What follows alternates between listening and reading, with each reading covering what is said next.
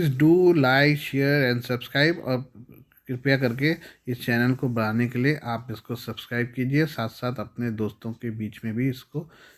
Good evening friends, आज की update कुछ इस प्रकार से। आज हम शुरुआत करेंगे बांग्लादेश से।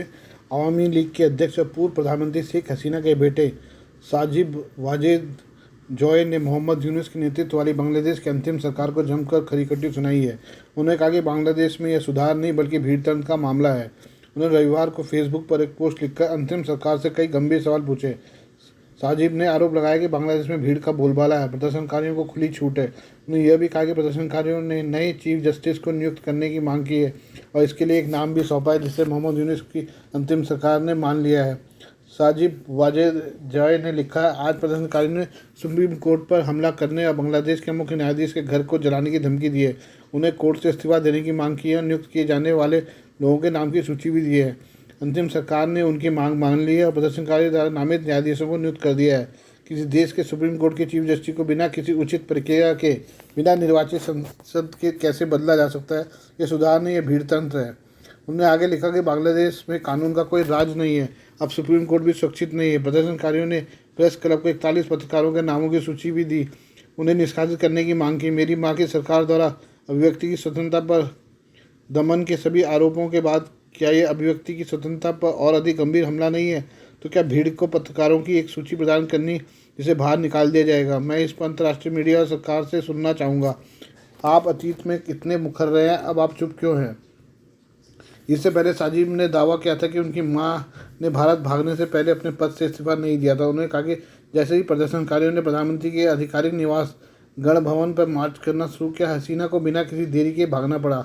साजिब ने कहा कि उन्होंने एक बयान देने और अपना इस्तीफा सौंपने जाने की योजना बनाई थी, लेकिन फिर प्रदर्शनकारियों ने प्रधानमंत्री के आवास पर मार्च करना शुरू कर दिया और समय नहीं था। मेरी मां ने सामान भी पैक नहीं किया था। जब तक संविधान की बात है, वह अभी बांग्लादेश की प्रधानमंत्री है। शेख हसीना के इस्तीफा देने और देश छोड़ने के बाद बांग्लादेश में नोबेल विजेता मोहम्मद यूनुस के नेतृत्व में कार्यवाहक सरकार का गठन हो गया है। उन्हें अंतिम सरकार का मुख्य सलाहकार बनाया गया है, जो प्रधानमंत्री के समकक्ष पद है। हालांकि इसके बाद भी देश में स्थिरता आती नहीं दिखाई दे रही है। शनिवार को सरकार गठन के तीसरे दिन छात्रों ने एक बार फिर सड़क पर उतरे, सुप्रीम कोर्ट को घेर लिया और चीफ जस्टिस समेत सभी जजों के इस्तीफे का अल्टीमेटम दे दिया। छात्रों के दबाव में चीफ जस्टिस और कई जजों ने इस्तीफे दिए। देश में एक के बाद संस्थानों से इस्तीफा का दौर जारी है। वहीं दूसरी तरफ देश में अलग अलग हिस्सों में हिंसा की खबरें आ रही हैं। अल्पसंख्यक समुदाय को निशाना बनाया जा रहा है। ऐसे हालात में आइए देखते हैं बांग्लादेश किस दिशा में जा रहा है। दक्षिण एशिया की राजनीति पर नजर रखने वाले पत्रकार सैटनली जॉनी ने एक्स पर बताया कि इस समय बांग्लादेश में 3 प्रमुख खिलाड़ी हैं। पहले प्रदर्शनकारी, जिनका प्रतिनिधित्व मोहम्मद यूनुस कर रहे हैं। दूसरा बीएनपी और जमात इस्लामी का गठबंधन, जो हसीना के पतन से सशक्त हुआ है। तीसरी बांग्लादेश की सेना है, जो सप्ताह के घटनाक्रम के बाद से अचानक मजबूत होकर सामने आई है। यूनुस के इरादे भले नेक हों, लेकिन सरकार चलाने के लिए काफ़ी नहीं है। उनके पास राजनीतिक मशीनरी नहीं है। उन्होंने 2007 में एक पार्टी शुरू की थी, लेकिन वो चल नहीं पाई और उन्होंने राजनीति से दूरी बना ली थी। इस बार एक राजनीतिक आपदा के चलते उनके हाथ में कमान आई है। ये या तो छात्रों या फिर सेना पर निर्भर होंगे। छात्रों के पास जोश है, लेकिन कोई राजनीतिक संगठन नहीं है। इससे सेना और बीएनपी जमात मजबूत हो जाती है।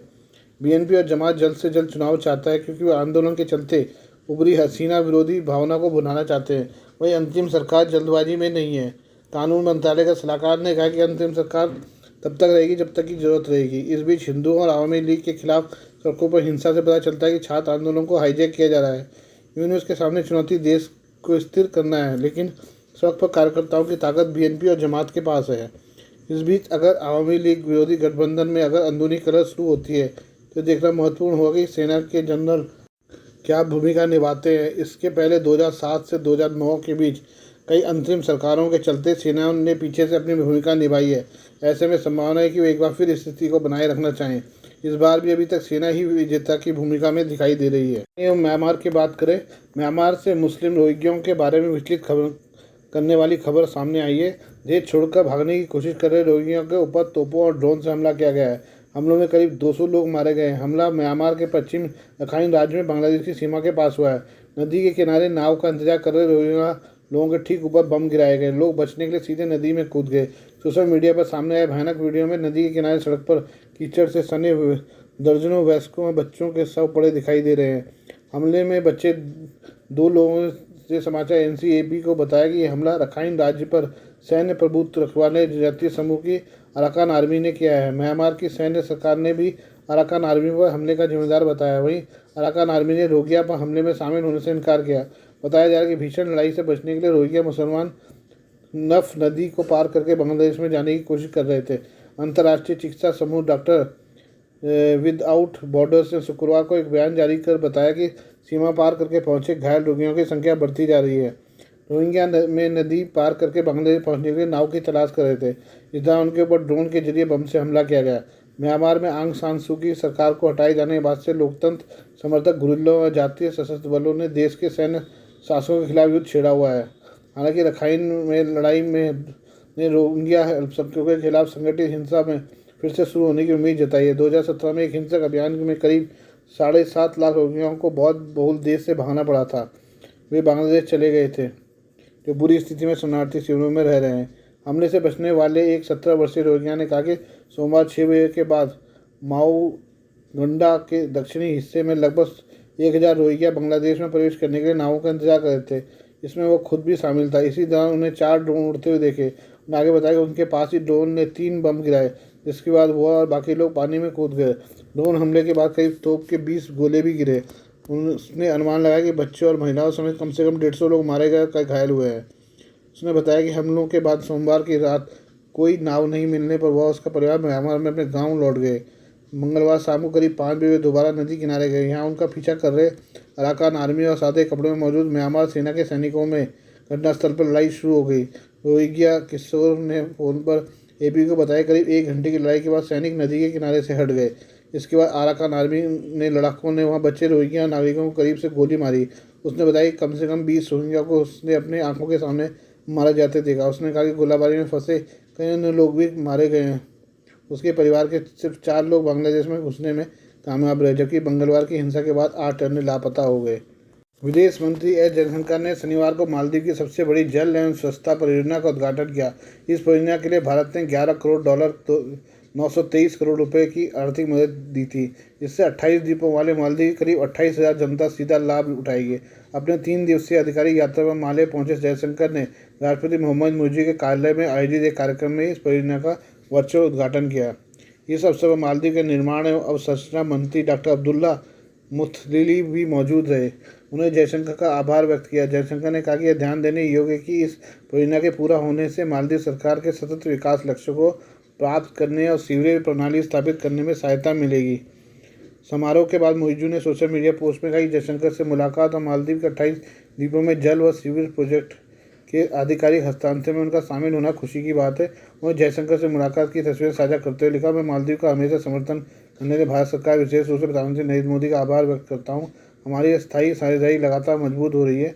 ये सुरक्षा, विकास व सांस्कृतिक संबंधों में सहयोग के माध्यम से दोनों देशों को करीब ला रही है। हम साथ मिलकर इस क्षेत्र के लिए एक उज्जवल आर्थिक समृद्ध भविष्य तय कर रहे हैं।